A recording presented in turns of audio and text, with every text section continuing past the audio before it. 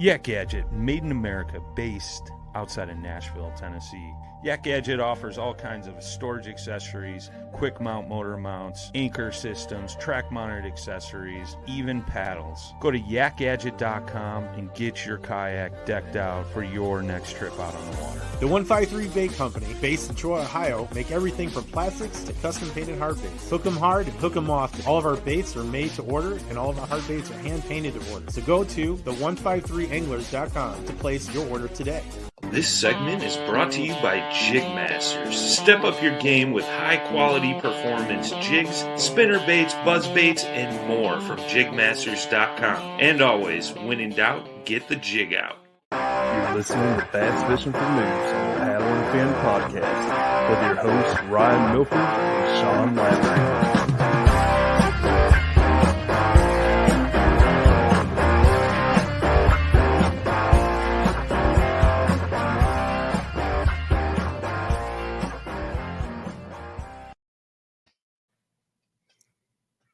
Welcome back to the Bass Fishing for Noobs segment on the Paddle and Fin podcast.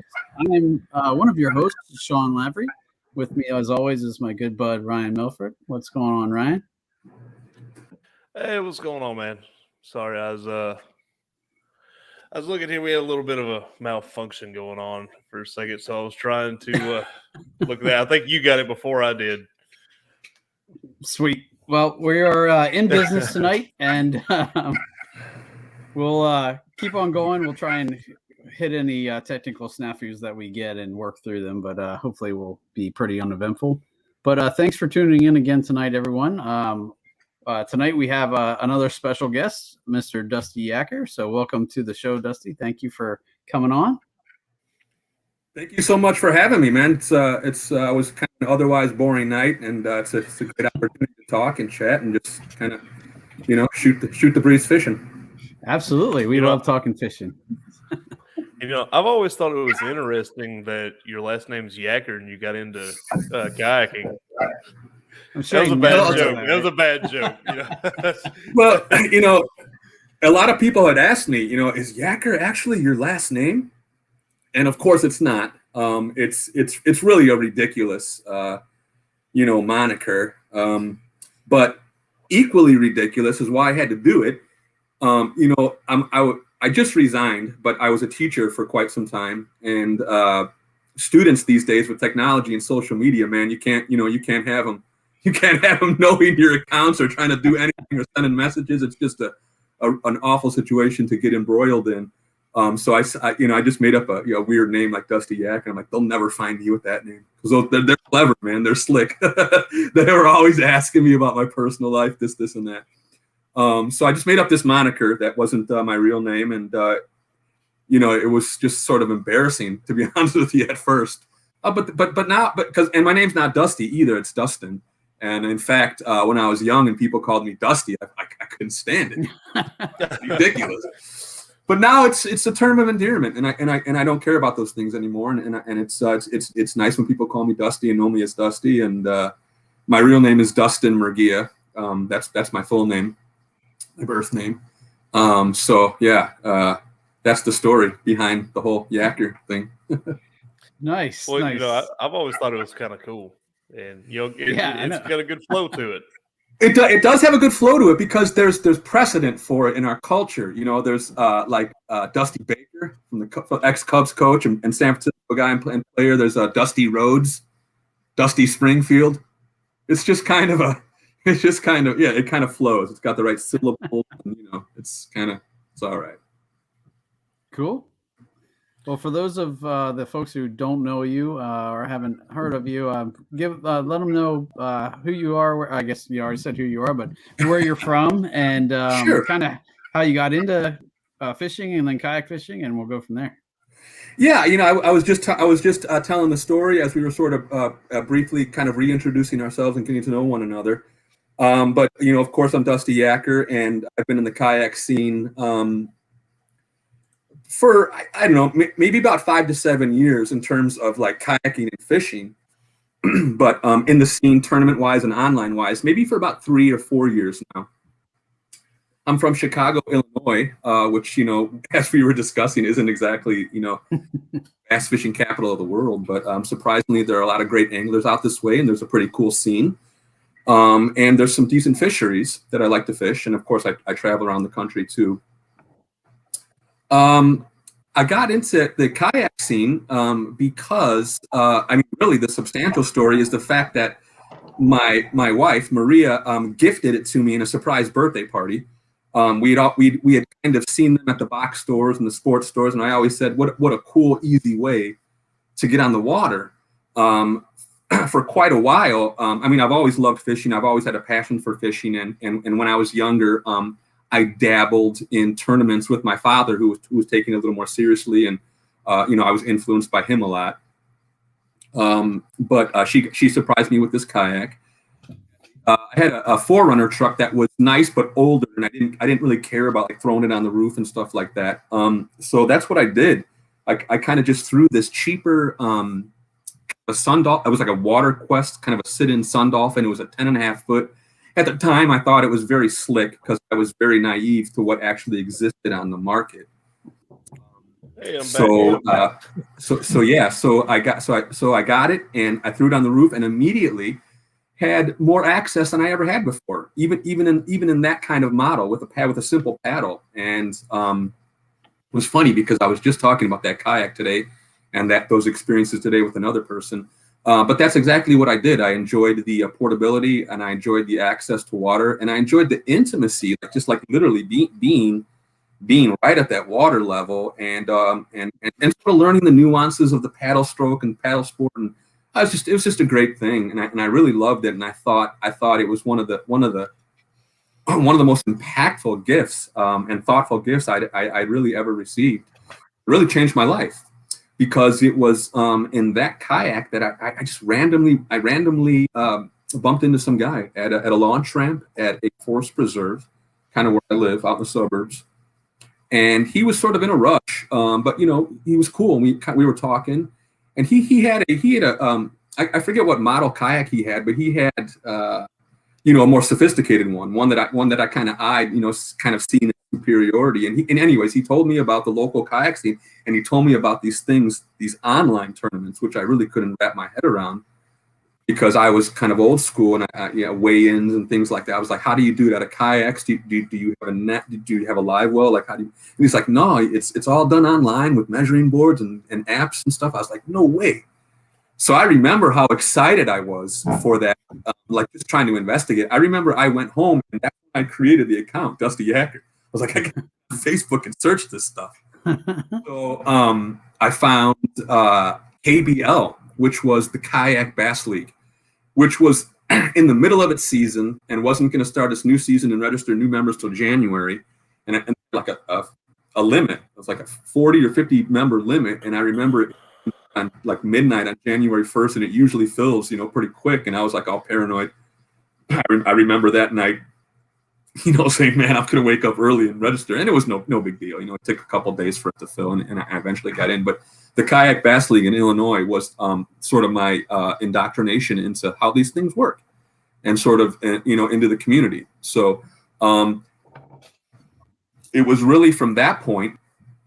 And then, I apologize. My first online event was actually the Michigan Kayak Trail. The Kayak Bass League had to wait until January to be a member. The Michigan Kayak Trail let you fish even if you weren't a member. So that was my first experience, and that's a heck of a story. But anyways, it was those sort of local trails. The Michigan Kayak Trail lakes weren't far from me at all. I'm in Chicago, so it was just around the southern bend of Lake Michigan, up into that area that I'm familiar with anyways, because I had been traveling there for a long time. So yeah, it was great. It was two pretty cool local things. I couldn't believe it existed. I couldn't believe there was an opportunity for me to compete like that with, for some cash and prizes. I guess the rest is history, because it was really through those trails and through those tournaments that I had a lot of success, that I eventually won a couple Hobies and championships, and that sort of was a good platform for me to try to explore the national scene a little more. Okay. That's sort of the long and short of it, of how I got started. Of course, as a child, I was just freaking out about fishing any time. The city environment, and I love Chicago, in my heart, but the city environment is simply not for me, and it really never has been. I've always appreciated the rural places more, places that just weren't as densely populated. So I've always kind of freaked out about any sort of water or near water experience, or kind of traveling to more remote areas. And I've always had the fishing bug. Okay. And so once you got started into kayak fishing, you kind of jumped right into tournaments right away. I did. Well, Okay. no, actually, no. I had the kayak on the roof for quite a while, the truck, and we loved to camp. We did so much camping in the first 3 or 4 years of that kayak ownership, and that was a big part of it. We would camp next to rivers and lakes, and I would explore and kind of do that. But Okay. And then at what point did you decide, hey, I need to upgrade my game a little bit? well, I didn't decide. I happened to win a tournament, and the grand prize was a Hobie PA with the camel matting. It's actually the one I'm using right now. It was a dream come true. I mean, I really didn't comprehend or appreciate it, because I really couldn't believe like that kind of happened. I went from that uncomfortable. I'm a 6'2" guy. That sort of uncomfortable to sitting on top of what I can just a luxury platform. So that really gave me the vehicle, if you will. It gave me the platform to be very confident about taking those into different into areas, and sort of having a professional setup, I guess, if you will. The competition is quite a thrill, man. I mean, it leads to lots of other things, but I mean, that is an insane thrill, and it's an addiction, and it's an adrenaline producer. So, just the thought of competing was always there, regardless of what kayak I used. But I won another Outback, so it was really nice to have 2 different models that kind of had some different approaches. One's a little lighter and fast. It was nice to have 2 different models of kayaks, and I won a bunch of other stuff too, and just continued to win like tons of other kayaks that I eventually sold. But I had a lot of success early on, and it opened up the doors to some other possibilities that I'm sort of currently undergoing now, and it's sort of led me to where I am right now. Talking to you guys with what's going on with my life. That's cool, man. I want to win a Hobie. Well, it's a lot easier than paying for them. I'll tell you that. Yeah, man. The idea of a Hobie has never really appealed to me, just because I don't know. I guess I kind of like being the outsider, I guess, and like Sure. everybody loves Hobie. And Not everybody. No, I think we're in the minority on the paddle and fin crew, I think. So. I think, yeah. Well, anyways, I don't mean to interrupt you. Go ahead. Well, the last time I went out, my buddy just got a PA-14, and Okay. I was like, let me try it out real quick. And so I tried it out, and it looks pretty nice. It's quick. That thing's quick. I almost flipped it though, because my kayak, the turning radius on it is terrible. So I'm used to that. So I was going, and I turned it all the way real quick, and I almost flipped it over because it's got a lot better turning radius than I'm used to. But, yeah, I mean, the 360 that's relatively new. I mean that is insane. I don't know if you ever experienced that, but you could literally turn on. No, I haven't tried one of those with the way that drive position. So once I used that for quite some time, it's like having Atari or Intellivision as a kid, and then all of a sudden you see like Nintendo, Mike Tyson's Punch Out, which was wild for me. It was like, holy crap, I could play this in my room on a television. And now the games are crazy, but it's always, sometimes it's the grass is sort of greener, or I have to get the latest or greatest, or I have to get what's perceived as the best. And I'm a Hobie guy. I mean, I'm on the team. I mean, I can't imagine fishing out of any platform. I mean, I absolutely love them, but I would be lying to everybody if I said that that's the only platform for everybody. There's lots of platforms out there, and there's lots of wonderful kayaks out there, and it's kind of your job, if that's your interest and that's what you want to do. It's sort of your job to kind of demo things and get in them and fish in them and kind of try them out and see what fits best for you. and perhaps the reality of things like budgets and whatnot. I mean, those are real issues for everybody. Well, let me ask you something. Since you're on the Hobie team, what do you think about that new kayak that just announced? What the Lynx? The Lynx, yeah, the Lynx. Yeah. I absolutely love it. To have the power of the 180 drive and 45 pounds of portability.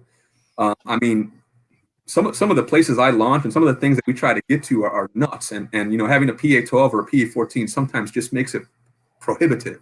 So to have a slinger like that, to have something lightweight that you could just really carry, is awesome. And I love the thought of adding that to my fleet.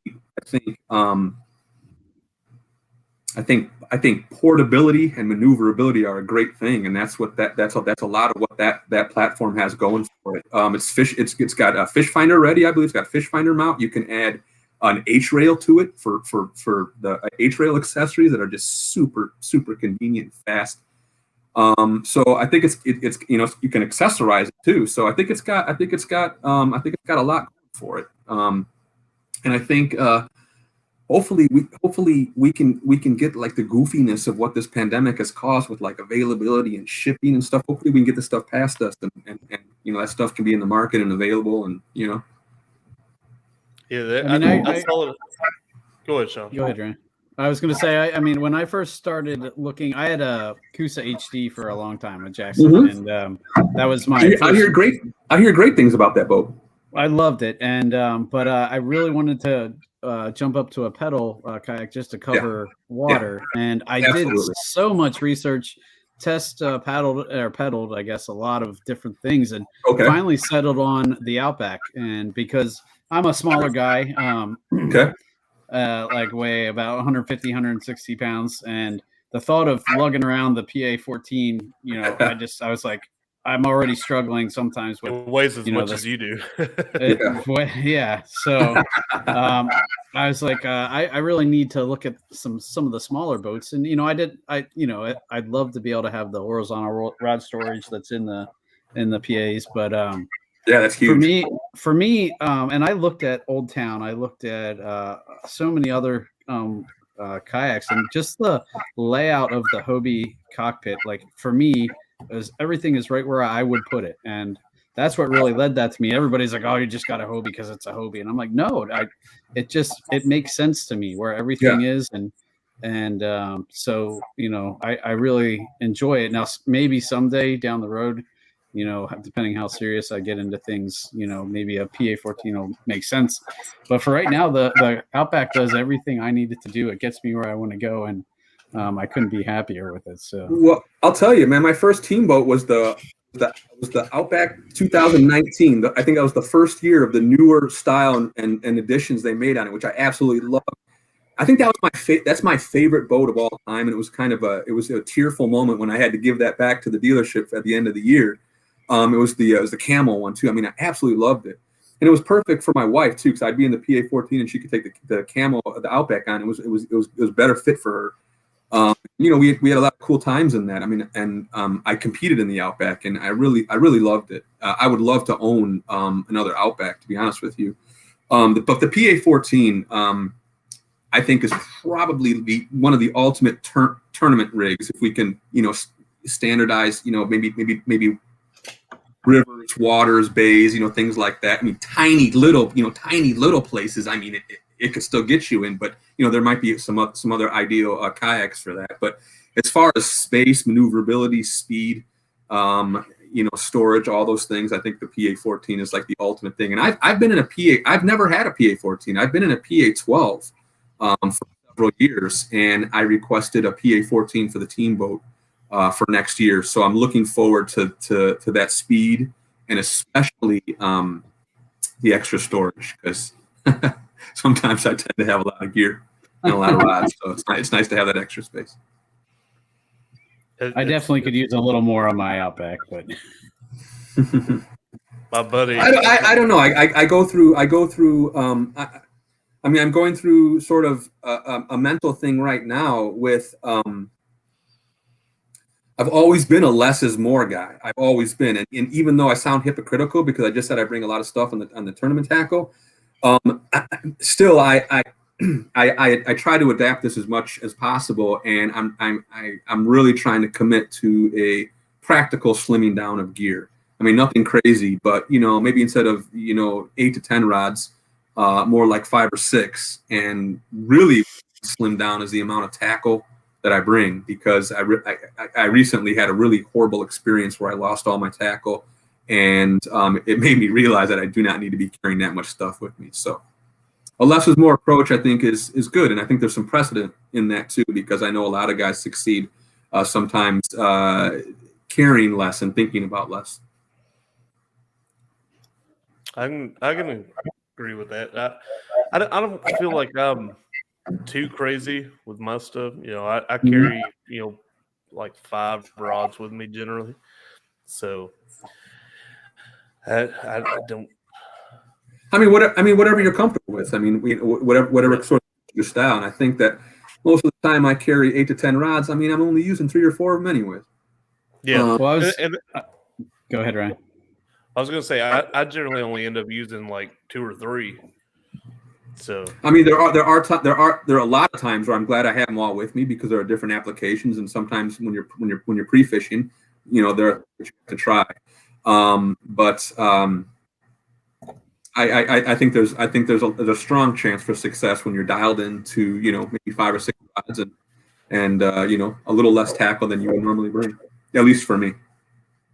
I was going to ask you how that experience of flipping, and by the way, if anybody hasn't read that or checked it out, the way you wrote about that on social media, obviously, we just lost Ryan. He'll be back in a sec.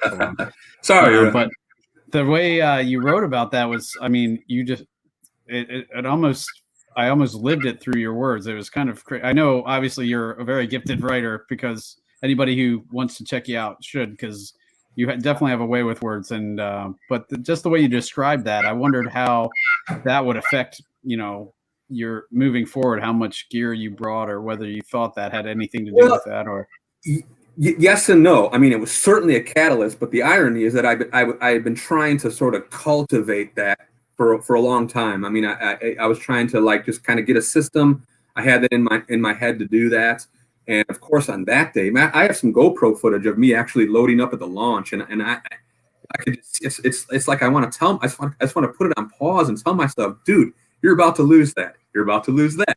You're about to lose that. You idiot. Why are the straps? Why did you close the second strap on your hatch and not just one? So it all got sucked out by the current, blah, blah, blah, like all these things in hindsight. But what's plain to see is that for a practice session on a river, I made a silly choice, and I was not thinking clearly. Of course, you're never thinking that you're going to flip and lose your gear. I wasn't infallible. I was not invincible. I tell my wife every time I made sure people knew where I was, and we mapped it out. I wasn't like, oh, I got this, pick me up at this time. Dude, I was, I had my life, everything. I was actually concerned going, because I wasn't concerned about flipping. What I was truly concerned about was getting blocked by laydowns or a skinny section of the river that was just blocked, and I was in the middle of nowhere and I couldn't really portage my kayak around or something like that. That's what I was worried about. But Google, okay.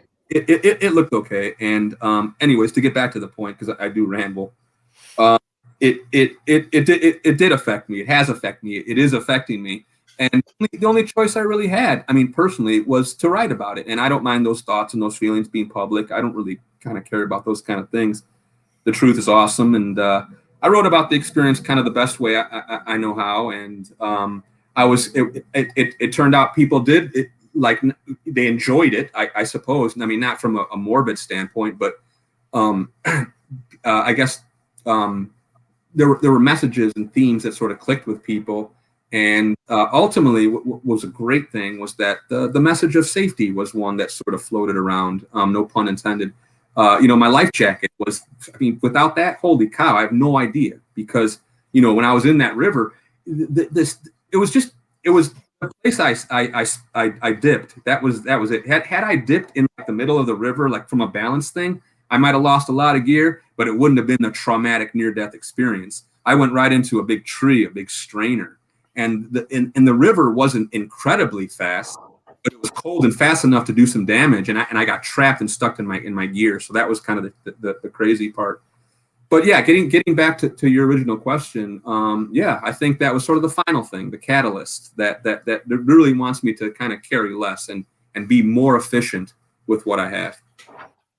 It was the impetus for the change, what finally Yeah, pushed you over this. yeah, Okay. maybe the straw that broke the camel's back, sort of. But I know me, and It's a pretty big straw. yeah, well, even though I have the capacity to change, and I say this or that, and I might do it a couple times, there's probably that old sort of hardened stubbornness in me that, like, when I'm going to an unfamiliar lake, or if I got to travel this, like, I want to bring it all in the car. Whether or not I'll put it in my kayak is another question. So, we'll see. One thing's for sure, though. I mean, if I could pat myself on the back just for a second, or just kind of be proud of myself. I mean, I'm really proud that, like, I was able to sort of get back on the horse, get out the next day, and sort of continue to do this kind of full speed with, without any, like, psychological or sort of kind of deal, because those things, I'm a human, I'm susceptible to that, and some people are. So I'm sort of thankful that hasn't, I'm not a victim of that, or that hasn't enveloped me. I'm grateful for that. And that really kind of leads into the main thing we really wanted to talk about tonight. Because you write about it a lot, is the mental game. And, that exact experience is a perfect example. Like, I equate it to, like, you have a car accident, and then every time you get in your car for however long, you get a sick feeling in your stomach. And I could easily see that happening, and how you overcome that. And well, I don't know how I overcome it. I don't even know if I have overcome it. I mean, I'm definitely introspective, but I mean, those kind of experiences, they don't necessarily scar you, but they're sort of with you. And there's lots of change that it impacts positively, but there's also, probably some negative thoughts in there too. I'm no dummy. But these are the things that we have to deal with in life. I mean, life's a daily assault, man. I mean, you got to put out small fires all the time, stress, obstacles, crazy random shit. I mean, this is the reality. And really, your character, obviously, is how you deal with those things. I mean, I always haven't been great at dealing with those things. I struggle with a lot of stuff, but I'm comfortable with it, man. I'm comfortable discussing it. I'm comfortable talking about it. I'm comfortable with the fact that it exists and things aren't perfect, and that we have to go through things. I take huge comfort in a great support system of family and friends, and I find a lot of therapy, if you will, in writing, in expressing that stuff. I mean, some of it, when I read it, I'm like, holy shit, did I just divulge that information? Did I just write that? But, ultimately, it's a good thing. Ultimately, it's a powerful thing to express yourself and to be very truthful and candid. And I tend to, I mean, that approach to life, I think, is a lot better than, some other approaches. Right. I think a lot of what you see, especially on social media, is because you control the narrative. You can write whatever story you want. And so often you look at people's stories and you think, oh, look at him, he's perfect. Nothing ever bad happens. And, that's not necessarily truthful. It isn't. And that's really not a knock on people. I think we do that. If we're getting on, even though me for getting on social media was completely to find out about fishing, I mean, even I get suckered into that. Even I get suckered into showcasing the positive or positioning things. And I mean, I'm certainly guilty of that. But I also try to really, I don't know, just kind of share it like it is. I don't really think there's a lot of fluff. And when I write in the style I write, I do want it to be sort of hard hitting and impactful and truthful. I'd like for it to have, some sort of impact. I think one of my favorite quotes for, like, social media is, don't use it to impress, use it to impact. So, I mean, I think if you get an impact in some small degree or some large degree, even if it like forces you to think about things that aren't necessarily fun or enjoyable, I think you're doing yourself and others kind of a service with that kind of interaction, as opposed to, the stuff that you're referring to. Absolutely. No, I 100% agree. And to me, as someone just learning, though, it was comforting to see that my struggles weren't something, not that I ever assumed that nobody else struggles like that, but to see that everyone struggles like that, or just at least see big name people. Sean, let me tell you, brother. You don't know the half. This is not a condemnation. This is not criticizing anybody or making bad assumptions about anybody in the game. But I mean, if I just tell you some of the stories that I've shared and the human moments and the tears and the raw emotion that from people that would never share anything like that on social media and don't. I mean, that stuff is real and it exists.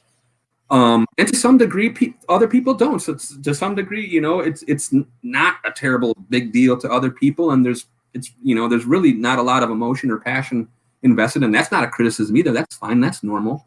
Right. For me, it's a ridiculous passion. I mean, an extreme one that was a factor in me quitting a career job with a secure pension. And now, there's a lot of it, that's a real big, bold move. So, I mean, for me, there's a lot of that involved. And tournament fishing, while it's phenomenal, fun, adrenaline producing, something I love to do, it's also produces bad anxiety. It also absolutely compromises my joy of fishing. Absolutely. But there's so much other things going for it that, the good definitely outweighs the bad. But there's lots of emotion, and there's lots of, mental gymnastics in what we do. Especially for me, man. I mean, I think I probably, I'm a little, geared towards that kind of thing, maybe more than others. And like we mentioned, I sort of like writing about it, and I sort of like sharing that. Let me ask you something. If you're having a rough day on the water, like you're not getting the bites or not getting the bites you want, I know with me, like I start getting frustrated, and then absolutely, I'm not paying, or I'm not really focusing on doing like working a technique right or something like that because I'm thinking about my frustration and all that.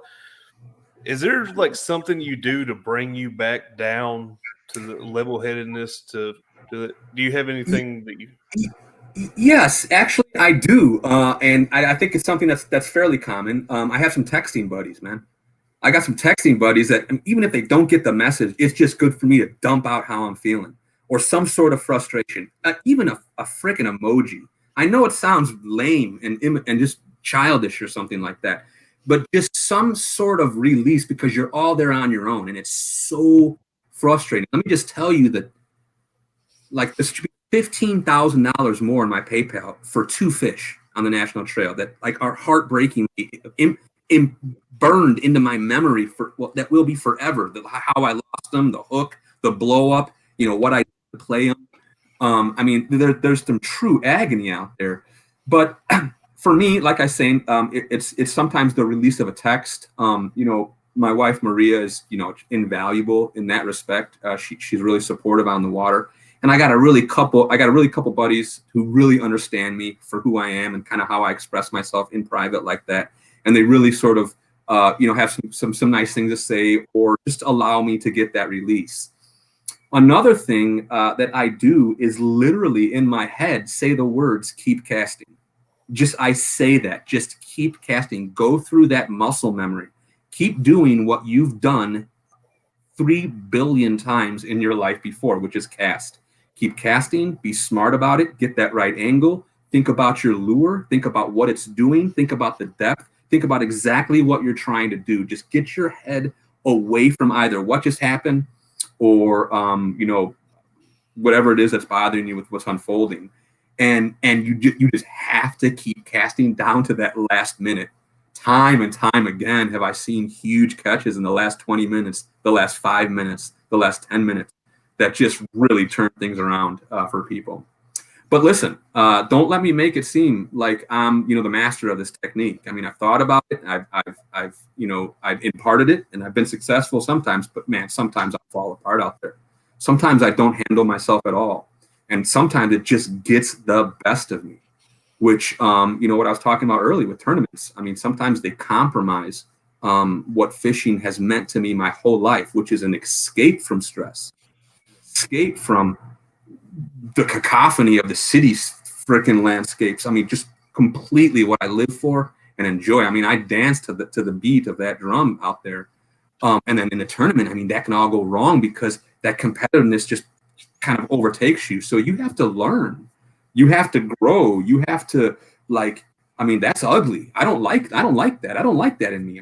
I mean, on several occasions, it's prevented me from shaking the hand of a winner and not enjoying the camaraderie of a post-tournament stuff. And I've gone home and been angry, and that's an example of how that's not what you're supposed to be getting out of tournaments and supposed to be getting out of fishing. So, whether it's a couple words in your head, like keep casting, whether it's having a support system that you can kind of text, another thing I do that actually, I have a lot of content that'll be coming out in the next few months, things that I have been putting together and coming out. And one of them is the importance of hydration. One of the things I do if I'm feeling bad, whether I'm thirsty or not, or whether I think I need a break or not, is I take a break and I eat some fruit, or I chug a juice, or I chug a kombucha, which is a tea I enjoy, or I chug a water. And it's literally like a moment of meditation or a little break, and it doesn't last too long. And I get right back to what I'm doing. And sometimes I can tell, I got a grit, I got a scowl on my face. I can feel it in my body, but you just have to use that muscle memory and keep casting and don't do anything different. Don't start freaking out with the reel. Don't start casting erratically. Don't, think you got to clip off all your lures and tie on new ones. You just have to, there's just some sort of respite and some sort of approach to just get that calm again and just kind of continue with what you're doing. That's definitely something I struggle with a lot. Once I start down that road, then it snowballs because I can't tie knots appropriately, and then I break off, and then it's like that's real. That's real. If it's affecting like your ability to do the fundamental, that's something that you really got to kind of. I mean, however you see fit, you really sort of buckle down with. When it starts affecting the fundamentals of your fishing, I mean that's huge. That prevents you from perhaps having the success that you need with whatever time's remaining. And I think you can learn. I think the best thing is to keep grinding. And when you eventually do have success, I mean that really helps you out. That really, like when you do persevere and you get like all of a sudden your afternoon is great, or you do make an adjustment, or you do overcome some frustration and you're successful. I mean, I really think that's when you really understand, the power of maintaining positivity and doing what you need to do to, focus or concentrate. And this is true for athletes or people engaged in these kind of hobbies and passions, whatever it is. Well, I was going to say, I can't imagine the guys, at the pro level fishing for $300,000. Oh man! I can't like when I watch those older Hank Cherry videos when he kind of lost at the earlier Bassmaster Classic before he won, or just any heartbreaking loss I've seen the years of watching Bassmaster television. I mean, I can't even imagine that. I can still get angry about a bass I lost at Lake Ouachita at the FLW Cup, or not winning the damn Hobie Bass Open when I should have. I still get mad at that. So I mean, I can't imagine those guys whose careers are over, or their mortgage payment or something because of like one or two fish. I mean, that's just insane. Yeah, I feel you. I had back in the fall, I had something happen where it was a small local tournament. There's less than 30 people, I think, or like 20 something people, and I was high. Like I was high. I do what? No, it's high. High. Oh, I thought you I was high. I was like, well, that's not a bad thing. I mean, shit, if that's how you calm down, I mean, don't do it in a tournament. It's probably illegal, but no, I was tied with another guy, and he had the bigger fish. Okay. Like his biggest fish was bigger than my biggest fish, so he was in third. I was in fourth, and I didn't, I guess, check my pictures real well when I uploaded one. And when I got home, I was looking at them, and I found I actually had a picture where one of my fish measured a 1/4 inch bigger than the one that I submitted of it. And that would have put me in third and gave me like a $88 paycheck. And Yeah, that's huge. that still haunts me. Yeah, I mean, it is angler responsibility, and boy, man, I've screwed up in pictures before, and what some people don't realize is that's a part of the challenge. I mean, eventually you get used to it, and it shouldn't present a problem. But in my first year, there were all types of gaffes, there were all types of mistakes, both in live tournaments and online. I mean, not too many, but there's some, and glare and IDs and moving fish and excitement. That all conspires to to make a bad picture. So having a good CPR, a catch photo release routine, is crucial. So once you get that down, your chances for mistakes, I think, are limited. But man, we all make them. I just made one. I think it cost me hundreds of dollars in the Wisconsin State Challenge. I don't even know what happened. I think I wasn't even sure of my catches. I caught so many big fish within 40 minutes at one lake, and the wind was blowing so hard that I couldn't take accurate pictures. So I have pictures, I think, of the same fish that are like 4 minutes apart, and there was sun and shade. And smallies, I don't know if you know this, but they'll change color. The stripes will, when they're out of the water or in a net or stressed, they'll go from light to dark. So I was like looking at my pictures. I'm like, is this? And I think I really screwed. I think I screwed myself out of 1.25 inches, which either would have put me in first or second, and it was my fault. And I couldn't do anything, and I didn't know, so I actually deleted one of the pictures on the app. And next thing I know, I'm in third place, but it's completely my fault. So yeah, I mean, if you're in it to win, you got to take good snaps, man. That's why I think it's a good idea to practice that too. I mean, we man, on here totally. before is practice your catch photo release. Even Totally. if you're fun fishing Absolutely. and you have the time, just get that Absolutely. habit. So just like you said, it's muscle memory. If it's something you do it every time Bingo. the same way. Go ahead. I'm a big fan of a net. I know some guys don't use them. I know some guys use fish grips or whatever. I'm a big fan of the net because I think it not only calms the fish down, it calms you down. And it gives you an opportunity to get things ready. And if you can't have your CPR station sort of half ready, it gives you an opportunity to get it ready. For me, it's sort of half ready. The board is there by me. I have a hand towel that's always folded under my seat because a hand towel is crucial to me. Keeps my dry hands. Wet hands and CPR don't mix whatsoever. Any fish hands, they don't mix. To keep that dry hand for the phone and the camera and everything else is kind of like an important thing to me. So yeah, that routine, a net, a towel, your catch board, of course. And you know what? Actually, the new catch ID and the little medal holder from Patrick the Guys and Blue Fox Gifts, man, they're awesome. And what was once a 2-piece adventure for me now becomes 1 piece. It's on my board. It folds down. It's right there. There's no worrying about your identifier, where it is, pulling it out, flying off, or anything like that. So it's kind of a neat thing to have that all in 1 piece. It's funny that you say that because I don't know if you can see this, but this was one of my photos from this weekend. And can you see the problem with that photo? Hold on, let me see if I can enlarge it. It looks like the identifier's there. Let's see. Let's see. Well, my identifier backwards? came off the Velcro, and I didn't notice it until after I took the fish off the board and let it go. Yeah. So, yep. So part of the routine has to be like, okay, mouth closed on the fence, ID showing, no glare on the board. All right, pick. Yeah. And luckily my ID was behind me. I didn't lose it, and I was able to attach it, but I missed that fish because of it. Ooh, so for that tournament, I had the one written on my hand, so that was there for my other tournament. But I've definitely had learning issues. experience. Yep. I've had issues before, my tourney tag, having it on my catch board and just putting it under my seat and like leaving it on the board. And then whenever I need it, pull the board out.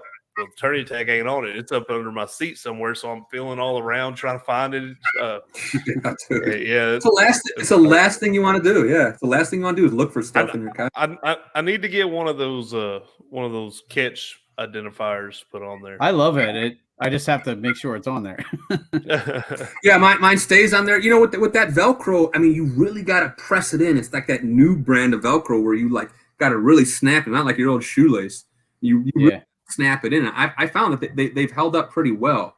It hasn't gone through a full tournament grind, a full season, of crazy shit. I mean, it's still a little early in the season, I suppose. But so far it's pretty cool and it's held up well and I enjoy it. Yeah. No, I like it because it kind of stays out of the way. Like with my tourney tag, I was always having to slide it up or down the board, depending on the size of the fish. This one stays right by the fence, so if you're seeing the fence, you're seeing the tag.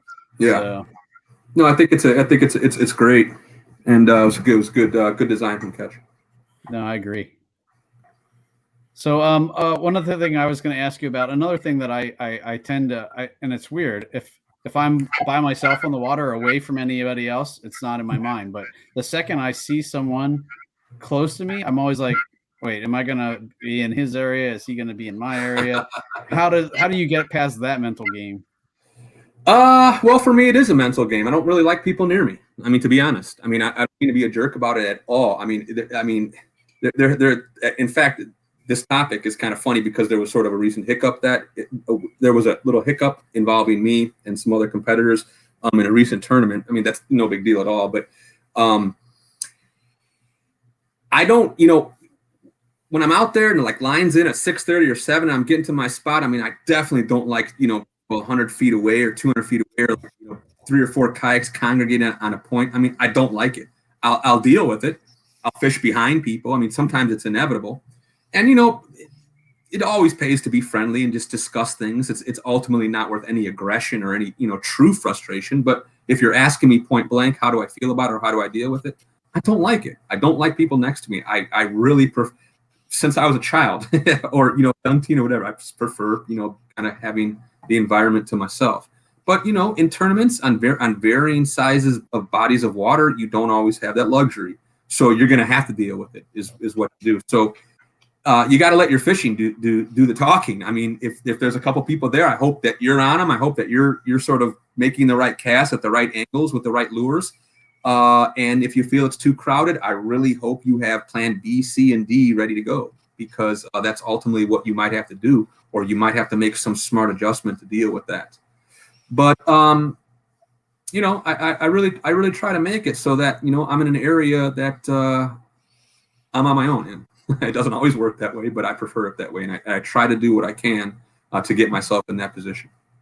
Ryan, I was going to ask you about that, like how you feel about that. Like I don't know if it's my insecurity or what, that I'm like, oh gosh, am I looking like a total goof over here? Oh, why is he throwing that there? That'll never work. I don't know if it's that part of it in my head or what, but it definitely it gets in my head for sure. Well, let me say this: I've thought the same thing about other people sometimes. Like, why is he throwing that there? That don't make any sense. And seeing them catch fish, so I don't do that anymore. So, weirder things have happened. Me personally, like even in, I don't know. It's funny because the last tournament, no, it wasn't the last tournament I did. One of the last tournaments I did, I rushed. Like it was. I've talked about it on here before. Is Williamsport. For anybody that hasn't heard me talk about it before, Dusty, you probably are not very familiar with it. It's a spot. It's ran by TWRA here in Tennessee, and it's got several different big ponds on them. They call them lakes. They're big ponds. Okay.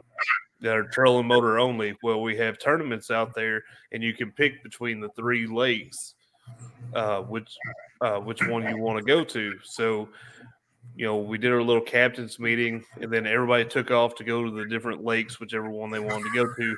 Well, I try to rush over there. Yeah, so like I jump in the truck, I start heading down there. I'm rushing. I get down to the one that I thought a bunch of people were going to go to. I was the first one there, unloading everything, and then realized I was the only one that ended up going there. Okay. And that blew my mind. But as I was fishing, I was like, I was catching plenty of fish. I mean, they were all small, but I was catching fish. But I'm like, my buddy had invited me to come up to the other one and fish with him, and I'm like, I should have went and fished with him because I wanted. I don't know. I like fishing with other people. I like fishing with friends and like if I'm not doing well in tournament, at least I have a good time making a memory with a buddy of mine. Sure, and, absolutely. Yeah, we get to talk and laugh, and that part helps me whenever I'm not catching fish or not catching what I want. Like I said, I'm still having a good time. Well, I think ultimately camaraderie is what the sport's about, and ultimately camaraderie is what we should be enjoying. And I think most people will tell you that. I'm sure there's competitive stuff in everybody. There's nothing wrong with racing the spots, and and that. And there's certainly nothing wrong with unwinding or helping yourself accept what's going on through hanging out and talking with other people, especially if they're kind of willing to do so. And there are a lot of tournaments where that's just the best thing to come out of them. And there's lots of tournaments where I've wound up doing that as well, just kind of hitting the bank with a friend or talking or just being in the same area and we're within shouting distance or something like that. And it's great that way. But just to be brutally honest, I mean, I prefer in a competitive setting to fish by myself. In a fun setting or in a leisurely setting, the more the merrier. A good friend or a great spot, and you get to share that experience. It's awesome. I'm on my way to do that this week, to go up to the UP and meet a buddy to go paddle to an island and fish a lake in the middle of an island in Lake Superior and fish the bay. Some crazy stuff in the UP. So that's what it's really all about at the core of things. That's what I really, truly enjoy at the core of things. No, and I think that's a good reminder. Is just when put everything aside, and the reason why we do this is because of that initial love that we had for it. And absolutely, and that love, that kind of love or that passion, whether you love doing solo stuff, that should never translate into negativity. One thing I've been really good at, one thing I've really learned to do, probably in the last year or so, is to let it go as soon as line's out. As soon as line's out, if the worst tournament, a frustrating tournament, a heartbreaking loss, I might curse and be frustrated during the tournament, but as soon as it's over and you're just kind of cruising back, it is what it is. I mean, you can't help it. You're forced to draw the positives from it, and you're forced to draw the good things from it. Otherwise, it might be a negative thing. And when those things pile up, it becomes something you don't enjoy doing, and you have to not let that happen. Yeah. What were you going to say, Ryan? I'm sorry. Go ahead. I was just going to say my perspective on it is also from somebody that don't generally do that well in tournaments anyways. I'm usually, I'm middle of the pack kind of guy. I might get I think I've had one top 5, maybe more than that for small tournaments that are like 10, 15 people, but like I'm not generally somebody that's winning or placing in the money. So maybe when I get to that point where I am placing the money, maybe my perspective will change on that as far as, wanting to be kind of to myself and focusing on the fishing maybe. But, I guess it's we're a little bit, I'll just say we're a little bit different on that, because you do place in the money quite often, or place in the top quite often. So thinking maybe this. Well, so the last few tournaments, I really haven't been, and that's something that's definitely got to change. But no, I mean, ultimately, Ryan, your experience and your attitude is what's good and what should be promoted and what should be advocated. That's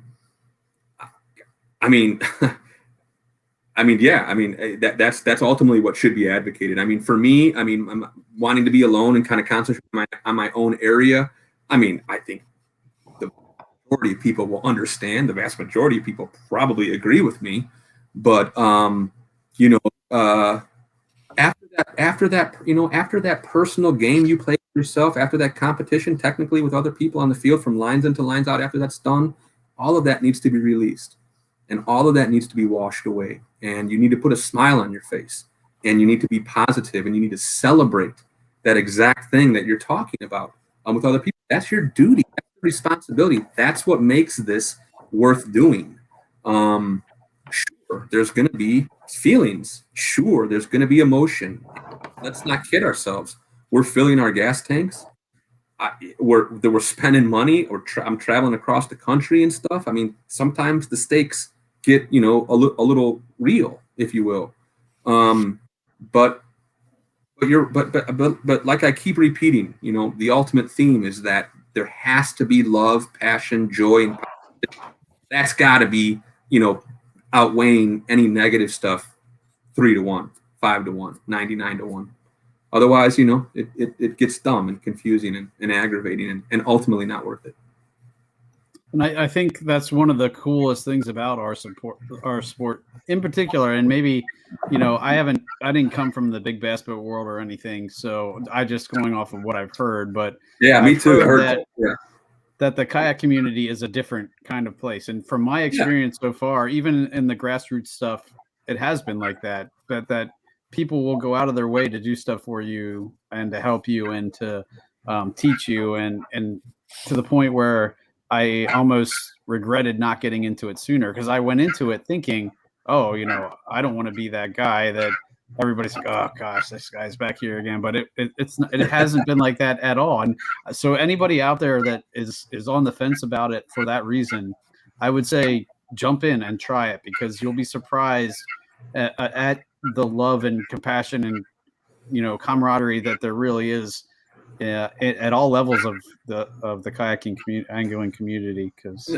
I think you're absolutely right, and I can testify to people who have done, you know, marvelous and wonderful things for me, complete strangers too, especially after the incident that we were talking about earlier. I mean, I can speak to that personally. And I've been that person for people first starting out and wanting to know how to do this or what I would do there, or fishing with me, or needing a particular bait on the water or something like that. I mean, there's just lots of great examples of that.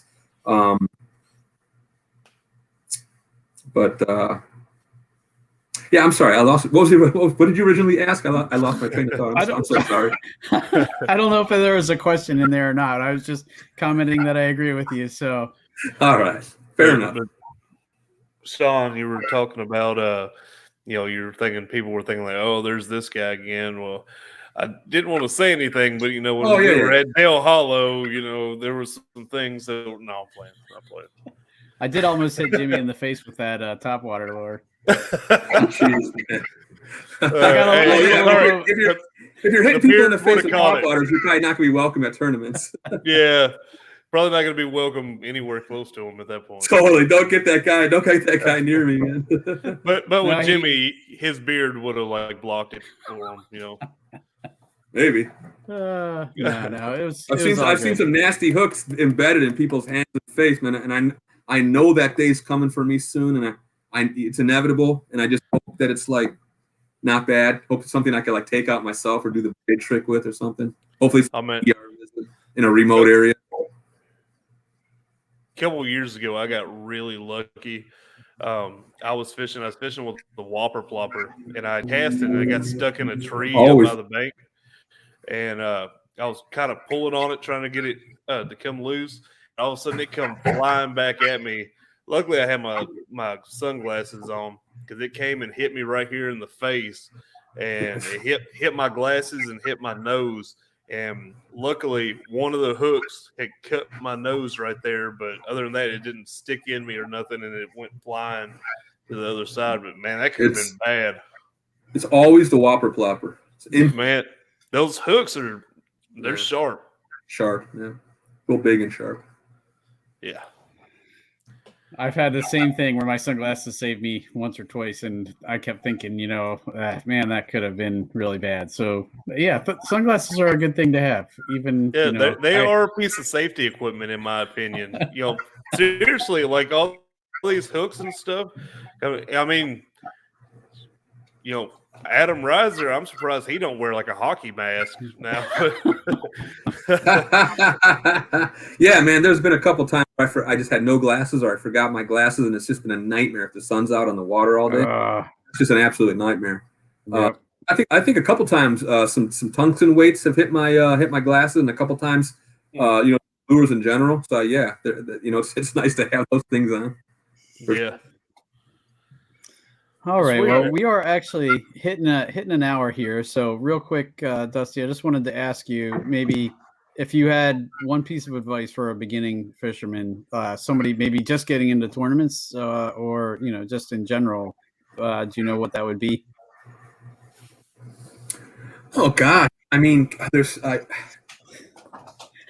Well, I think we touched on some of those points in this broadcast. I think staying positive is it's one of the biggest challenges for me. It's not that negativity destroys me. It's there's just a tendency to not stay positive, and I think that someone coming into the sport hopefully has those sort of characteristics, and through any type of adversity, if they experience it that way, can sort of maintain positivity. Certainly the cliche of having fun, like we mentioned before, ultimately this is not worth it if you're not having fun. So if whether it's a likable hobby or whether it's a deep passion, do whatever you can do to make sure that you're doing that. Use your resources. The resources out there available are ridiculous. Talk to people, learn from people, ask questions, scour YouTube. I mean, if you want to learn something or if you need to know a new technique or any sort of information, believe me, it's out there. People are willing to help. There's a huge resource in social media. So get involved. Don't be shy. Ask questions, especially if you want to sort of learn and grow as an angler. Don't be afraid to try new things. If all you do is throw a chatterbait, you could probably be successful. But please, branch out into some other things. Don't be afraid to sort of learn some new techniques. These are some of the things that I might tell somebody that's kind of just getting into it. Cool. Awesome. Yep. Well, Dusty, we appreciate you coming on here. Yeah, no problem. Thank you so much. You want to real quick, shout out sponsors and where people can follow you? Yeah, absolutely. Of course, the best platform in the world, in my opinion, Hobie Fishing. I'd like to give a big shout out to them. Duke and Catch Products and Catch Outdoors. We got a thing out there. I'm working with a small apparel company out in Texas called Real Sportswear, and I'm real thankful for their support. They got a fantastic line of fishing and performance wear. And Dakota Lithium batteries, man. They're everywhere I go, and they certainly power my passion. And where can people find you online? You can find me at on Facebook at Dusty Yakker or Instagram at Dusty Yakker, Yakker. And I post fairly regularly. And next couple months will probably be exploding with content because I have so much that I just gotta just dump it out. And then of course be on the lookout for 2 new episodes from Catch Outdoors. We're going to release an episode where we're chasing trout 8,000 feet up in Colorado in the mountains, and then we have an awesome episode on the White River with Cody Milton, also fishing for big German brown trouts on fast moving river with jerkbaits. So we got some really cool episodes coming out. Hopefully you can enjoy those. You can find those at Catch Outdoors. We're also going to be launching a new website, so we'll have a big announcement about that soon. So, we've got some cool things. Awesome. Yeah, some of the stuff that Catch has done has been really, the production value is amazing. We work really hard on that. I'm actually the creative director for Catch, and I do the episodes, and I work with a wonderful editor and videographer named Vasily Grafakis. And the 2 of us put together the episode. So I really appreciate you saying that. We'd really like to get that out to a larger audience. Cool. Yeah, definitely, guys. If you're interested, check it out because it's good stuff. So yeah. And while you're waiting on those, go back and watch some of their previous stuff because they do have some pretty awesome videos come out. Them fishing. Yeah, we have a ton of stuff. And if you go to Catch Outdoors at YouTube, you can see a lot of the stuff that we had posted previously. And with the launch of our new website shortly, that's where we're going to house our episodes. So we'll direct traffic there, and you can watch the videos in glorious HD there. Sweet. Yeah, thanks for your time tonight, guys. Thanks for having me on, and thanks for representing Paddle and Fin, man. It's been awesome. Yeah, no problem, man. Thanks again. We'll have to have you on again because it's been awesome. Yeah, anytime. And next time, maybe we'll get a chance to talk technique. There you go. We didn't really get around to it. I was excited about it. I love talking about that.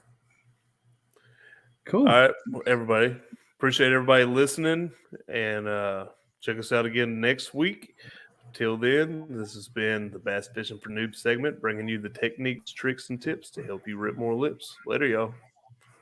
Thanks for tuning in to another killer episode on Paddle and Fin.